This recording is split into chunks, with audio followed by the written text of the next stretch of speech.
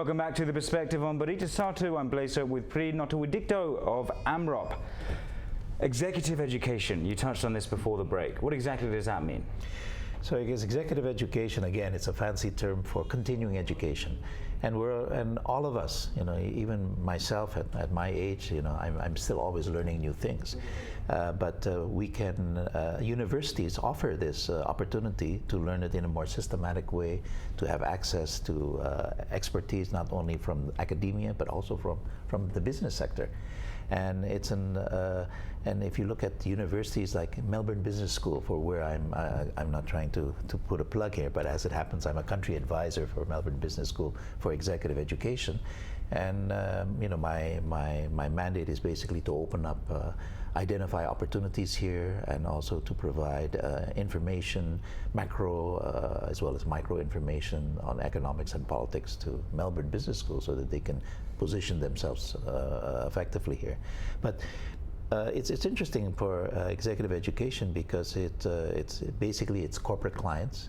That's a target market, and corporate clients like for example CIMB Niaga, for example, where I happen to be on the board of commissioners there as an independent commissioner, and in the case there, CIMB Niaga not only has its own training for continuing education, but it sometimes would hire, and in the case of CIMB Niaga, INSEAD, for example, where they comes in and the business school in France. Yes, yeah.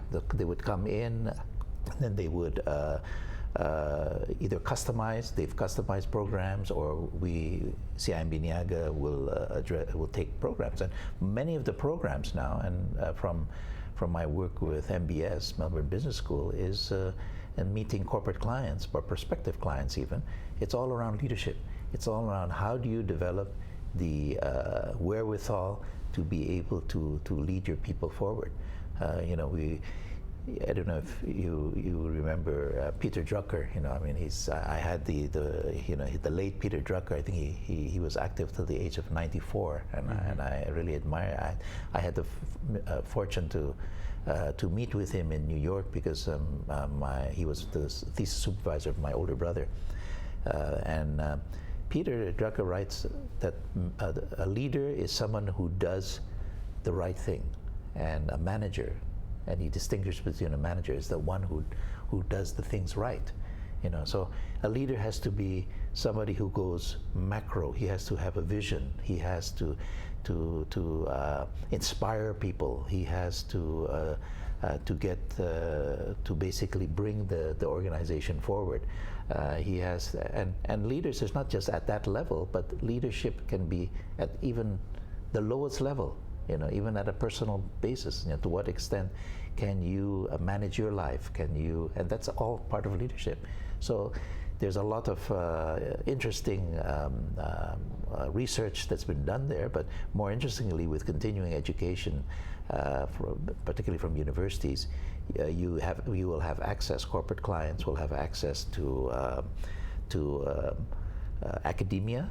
Academic expertise from academia, as well as business practitioners.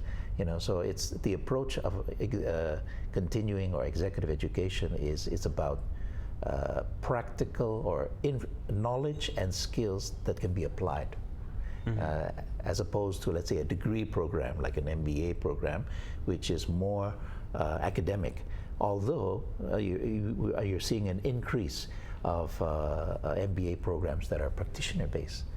Even locally, but again, the executive education program becomes very attractive, for corporate clients to enable to upgrade their employees, as well as to change their mindset. At the end of the day, leadership is about not only skill set, not only mindset, but heart set. And to what extent can you combine those three? Is the function of a real leader. Yeah. So the manager is the one who gets the job done, and the leader shows the spirit in which it should be done. That's right. You got it. And then even for the managers themselves, they have to also acquire these leadership skills. because at the end of the day, every person has to be both a leader and a manager. And as you go down the scale, perhaps it's more of a manager than a leader. But at the same time, you have to try to develop that skill set, mindset, and art set of a leader, as well as just the skill and knowledge of a manager. Skill set, mindset, heart set. And the heart set, to me, I think becomes the most important part, because at the end of the day, it's about values, and the values drive behavior. Yeah, and we have an interesting thing this is interpersonal. Yes. Well, it's interpersonal, but at the end of the day, you bring your interpersonal into your professional setting. Mm-hmm. So values, for example, for you, from the little, my sense of you is, integrity is very important for you. In other words, doing what you promised that you would do. That's very important.